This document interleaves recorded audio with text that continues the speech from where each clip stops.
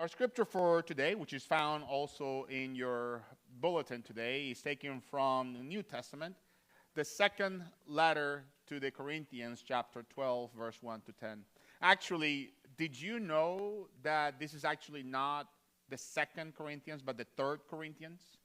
What I mean by that is that there are actually 3 letters to the Corinth church. However, the first one is lost. Nobody's seen it. Nobody has it. The world just doesn't have a copy of it. So what we call 1 Corinthians is actually 2 Corinthians, and what we call 2 Corinthians is actually 3 Corinthians. We can be sure of this because on 1 Corinthians, Paul, the author, says, as I previously stated in my previous letter. It's one of those things that is a fun fact that we take. 2 Corinthians is a letter that was made by Paul to the church in Corinth while he was under attack.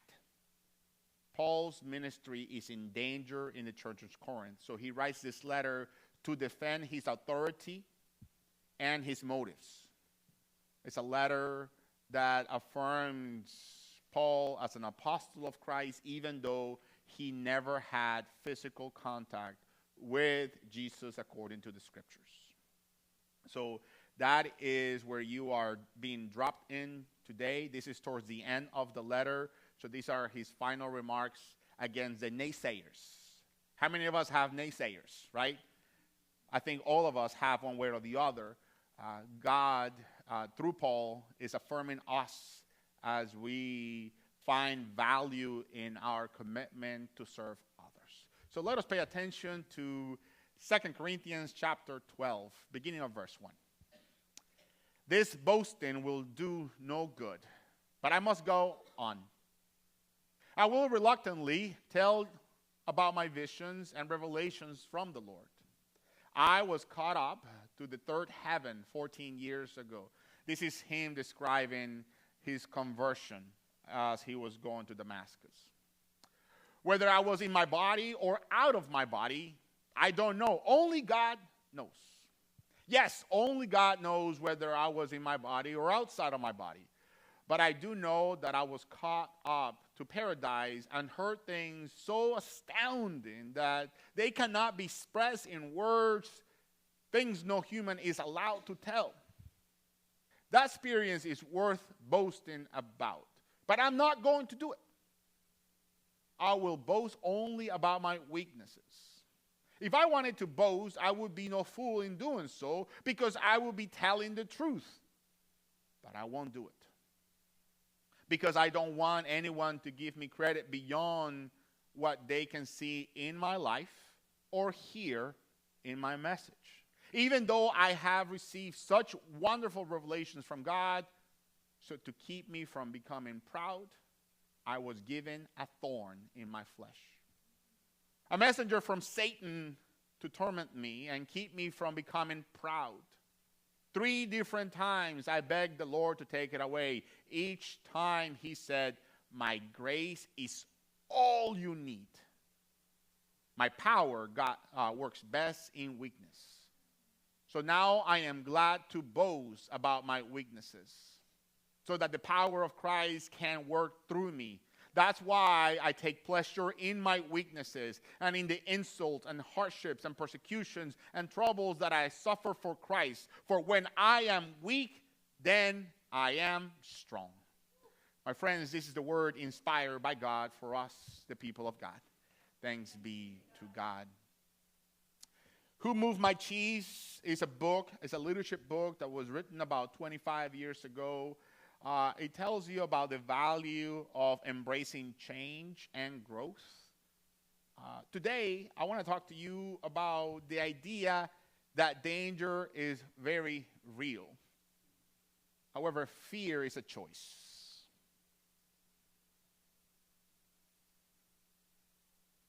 My family, Mel and I and my brother and his wife, Bree, were thinking about maybe, perhaps, travel to Colombia.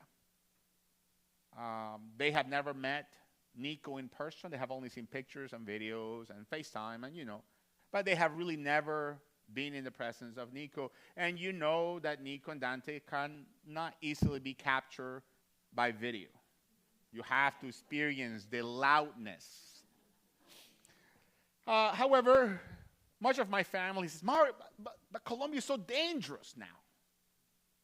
Dangerous, I say. Just last week, an officer was killed, ambushed, in such a brutal way that only in Hollywood you can perceive it. But more closely to today, on Friday, I took one of my children to the park, and as I arrived, I was the only there. So it's the middle of the day.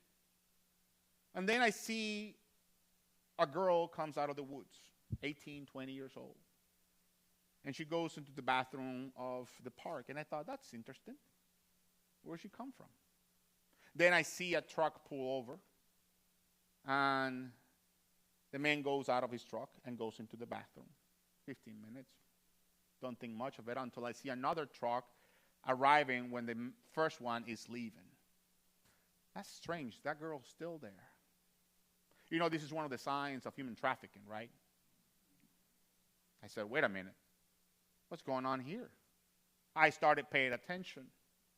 I tried to get film from it because it's my duty to report when even the idea is possible. Middle of the day, danger is everywhere. We have heard reports of people at Walmart or Target talking to children when they have no business talking to children. Danger is very real. However, giving into fear is a choice.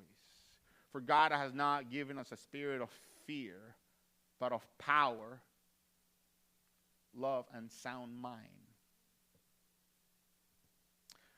Danger is real, even to the Apostle Paul. This is what happened to Paul in the church in Corinth. Danger is real. And danger is usually connected to Jesus, our cheese, and the unknown. Usually, the unknown, danger, and the reality of Jesus are intertwined. They are connected. Now, Paul is struggling because they are these super apostles that they are bickering. See, Paul helped form the church in Corinth, and then he left. And then these people who grew in Corinth in leadership, then they start bickering against Paul. They wanted to undermine him. Tell him that he had other motives. And Paul was entering into that conversation, doing a dangerous thing carefully. I'm about to show you this video. It's about 35 seconds of tense situation where you ought to pay attention. And there's at the end a part where you're going to jump. So it's a trigger. So just put it out there, okay? Ready? You ready? All right.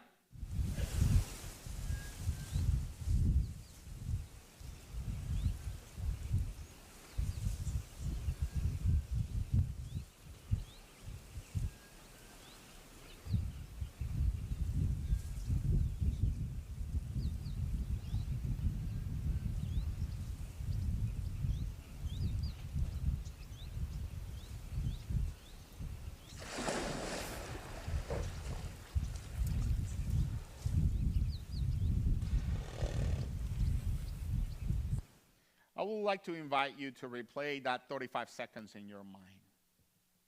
You remember where the super apostles were, the birds? Outside in the comfort that they can fly whenever danger happens. And they're quick to just bail out. They are never too close to danger. They're often at a safe arm's length. And when you pay attention to Paul, the cute animal that you thought it was going to die, did you see his ears? His ears just perked. and every fiber on their body was ready. You know, the scriptures tells us that Satan and his squad are looking for those who are not paying attention. But for us Christians, we have to enter into danger, unknown situations, being prepared. Ephesians, at the end of Ephesians chapter 6, it tells you to put on armor of God. And that armor is supposed to equip you for you to enter into difficult circumstances and for you to be ready, knowing that you have to approach with the unknown where Jesus is, where the danger is, but you have to do it in such a way that you are prepared to react, to proactively be prepared for the unknown. And obviously, we can always make the gator, the crocodile, the bad guy because we're in Florida, right? Paul's ministry is in danger. Not because of money, which is one of the things that they are attacking him with. He says, I didn't take a dime from you. That's 2 Corinthians chapter 11, verse 9, for those that brought their Bibles together. In 2 Corinthians chapter 11, verse 9, Paul tells you, I was in need when I was with you, but I did not take a penny from you because I have a profession. Basically, in Acts 18, verse 3, it tells you that Paul is a tent maker. He works with leather. He makes money out of that. So he takes no money from the church in Corinth. So they are trying to attack him with something that doesn't apply to him. Not only that, his ministry is in danger. Another thing is that we know that Paul's ministry is in danger, but not because of a physical or medical ailment. We can take a guess, but he says on 2 Corinthians 12 that there is a thorn to his side. The text really doesn't say what that thorn is. And it is slowing him down in a way, but that's the one thing that keeps him humble. There are some guesses that maybe his vision is not the best. We know that there's a lot of people writing on behalf of Paul while he was in prison. We also, some might say that he was dealing with anxiety. Others really talked about depression. We don't know. What we know is that Paul is dealing with a thorn on his side that, while is keeping him humble, will never stop him from doing what he's supposed to do. And yet he writes a letter because of the local leaders were undermining him, attacking, denying his authority, and questioning his motives. You can see that on 2 Corinthians 11, 5 and 6. You will see that Paul could brag about the good that he has done. And in fact, he does. But he doesn't want to come to their level where he really needs to pay evidence to the accusers. Regardless, Paul is doing a dangerous thing. And not only that, but Paul is sending Timothy to a dangerous thing, because Timothy is the one that takes this letter to them. Very dangerous, because we already know what the naysayers in times of Jesus do to the nay people. They kill them. They trick them. They lie. Paul does this dangerous thing because of his greatest task, which is to give a good example and to continue preaching his message of redemption. Paul is able to do the talk and the walk. That's his greatest task, is to do the talk and the walk. You can see that in the verses that we read today. I don't want anyone to give me credit beyond what they can see in my life and hear in my message. Paul is one of those leaders that says, be like me as I am like Christ. You know how unbelievable rare that is? Most of us will probably say, oh, be like Jesus, as Jesus is the perfect example. That's us deflecting our responsibility. However, when we say, be like me as I am like Christ, that puts you right in the middle. That is you putting some skin in the game. So that's his greatest task. His success, though, is uplifting people. He knows that if he continues to play the game of the naysayers, of those who are accusing him, they will bring him down to their level and they will beat Paul in experience. So this, at the end of chapter 12, Paul goes from deflecting actually into moving forward. He's uplifting people to get them out of their place. And to do that, he's using his weakness as a springboard. This is nothing new, and this is not forgotten. One of my favorite authors, I believe I mentioned her to her last week, is Brené Brown. Dare to Lead is a wonderful book. In this book, she states that leaders nowadays should not be leading from a position of strength, of perfection, but from a position of vulnerability. Brené Brown, in her research of guilt, has learned that being vulnerable makes you approachable and makes you real and makes you authentic and doesn't make you weak. She says that we need to change our mindset that being vulnerable is a sign of weakness. That actually being vulnerable is a thing that strong people say and do. For those who are and were born in the 80s, we love Transformers. And one of the quotes from the leadership of the good guys is that he says, be strong enough to be gentle. Be strong to be gentle. Be strong to be vulnerable with those who are following you. And that speaks to me deeply, because for me, my go-to behavior is for me to do it all. That's where I default.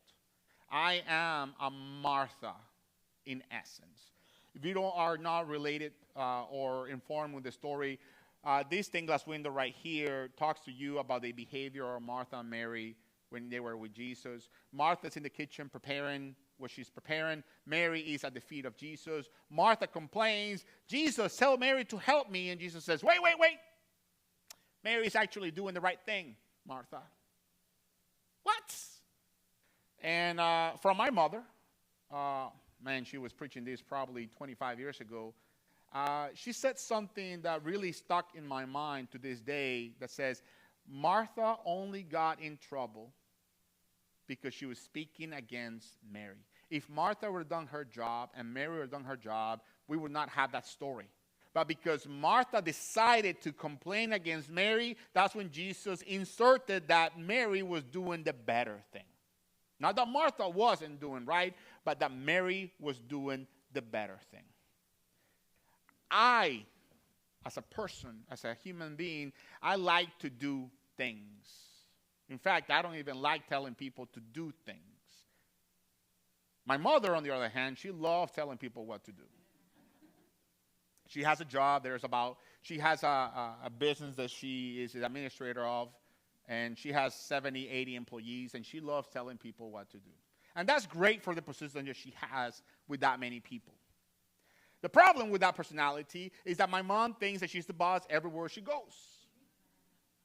And so my mom, when she gets to my house, hi, Mom. She will be watching this. She likes to tell me what to do in my house. And that doesn't work. Because when my mom is the boss at her work, that works. But when my mom is my guest, she cannot be telling me what to do. Or she can tell but not have the expectation that I'm going to do whatever she wants. It's not going to work like that. So as a person that likes to do things my way, I need to learn to not delegate. That's something that 1990 show you. It's not delegating now what is best. What is best now is to transform the people around you, to help them be transformed. That means that rather than being a servant leader, bringing the coffee or doing the thing, you have to help people to be transformed from passive to effective. The leader now is being asked to find ways to help people be transformed in what they were supposed to be doing. And that's a very difficult task. Nowadays, what we need is to help people to be transformed rather than delegating. One of the greatest success that Paul does within the text is that he says that when we acknowledge that we cannot do it, is when we can reflect that God is the one that goes before us, around us, and in us, and making us effective. In verse 10, Paul is saying, that's why I take pleasure in my weakness. And I know that comment is strange. The way it works is like this. I know who I am. I know that I like to do the thing, to be physical, to actually get my hands dirty. That's the kind of leader that I am. And there is a role for that. But that means that I have to help people develop into the leadership that I am not. That means that I have to let go. But not simply let go, but ask other people to rise up. And we have been successful in that in many fronts. You want some examples? Gary Harbison is one of them.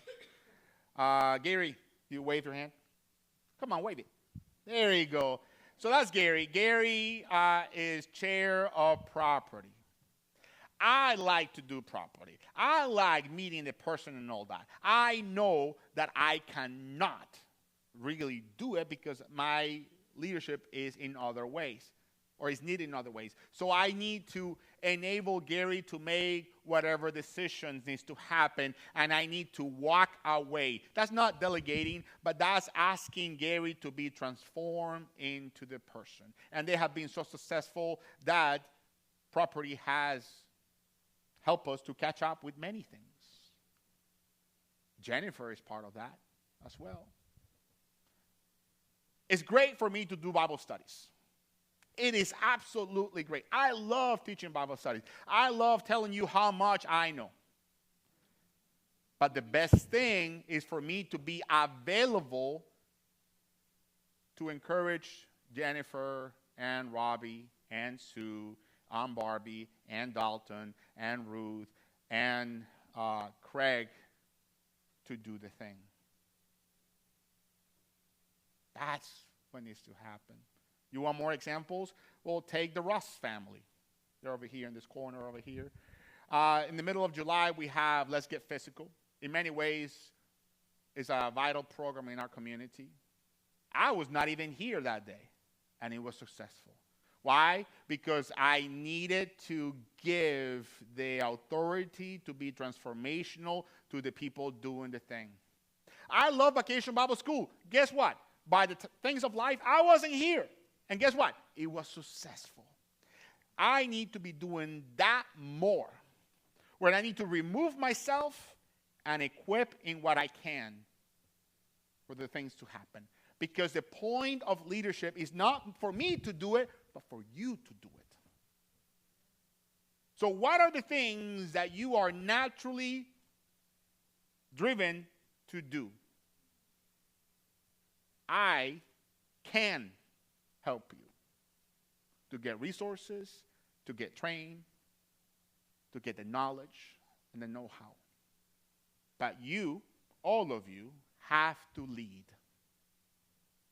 All of you have to lead. There's someone that is watching us from New York. Sandy, if you are watching today right now, I want you to know that you can lead. You can be the person in charge of welcoming people online.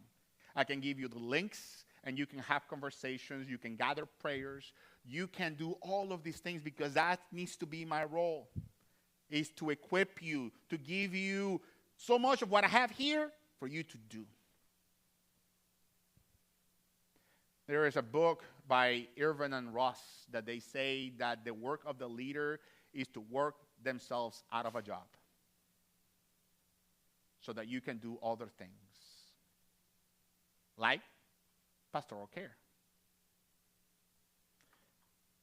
That is what I take pleasure in my weakness. You know, I tell people, I've told the staff, you will not outwork me. But I cannot be in all places at all times. That means that you have to be. This church is more vital when you are doing the work. That means that you have to enter into that liminal space where the unknown, the cheese, and the danger exists and coexist. You have to be in there. That means for people like Jennifer and Gary who are here, or Joy, or Tim, or all of you, if you need something, I am the resource to make it happen so that you can do it. And them, the birds are always going to be there. There's nothing you can do. The last thing, though, that you need to do, and this is my piece of advice for you, when you have naysayers, don't go down to their level. Don't defend yourself. You don't need to defend yourself. Just do a good work. Put on the hours. Do the best you can on that day. And let the rest go. The birds are always going to be there. So, the question is, it's a part of the book, page 48, 49. What would you do if you were not afraid? Because the thing that you wish to do is not possible because you're still afraid. What would you do if you were not afraid? You need to know that fear has two meanings. Forget everything and run, or face everything and rise. Two words for fear. Forget everything and run, or face everything and rise. The choice is really yours. We're talking about this because we can acknowledge that change is inevitable. Growth is optional. We can see that in the story of the people of God in the wilderness. Only Joshua and Caleb were able to enter in the promised land because they were the only ones who grew. Everybody experienced change, but they were the only ones that grew in light of the presence of God. But as you're talking about change and you're talking about growth, you need to consider that adaptability is key. But being adaptable is not the goal. You need to know that in the midst of change and growth and adaptability, there is danger. There is danger. And you need to enter into that danger with purpose and careful, being prepared. If only you remember that fear is a choice. And like I like to remind you, the next time that someone is talking about, oh, I have fear, or you see someone experiencing fear, you need to remind them that they are experiencing fear. They are not afraid. Being afraid is not an identity that belongs to you. You might be experiencing fear, but that's not the same as being afraid. We need to remove that from our language, from our mindset. Oh, I'm afraid. No, you are not afraid. You're a child of God. You are experiencing fear. And this moment of fear shall pass. You know, one of you just dropped off her child, her baby, about 900 miles away. I'm sure there's fear on that, but this is where you have to enter into thinking that you have raised this child well. And this child, this baby, is no longer a baby, but a man. And you have raised him so well that you need to rely on the training that you have done and continue to pray for them. That's the work. That's what I will tell you. It was Thursday here at the church.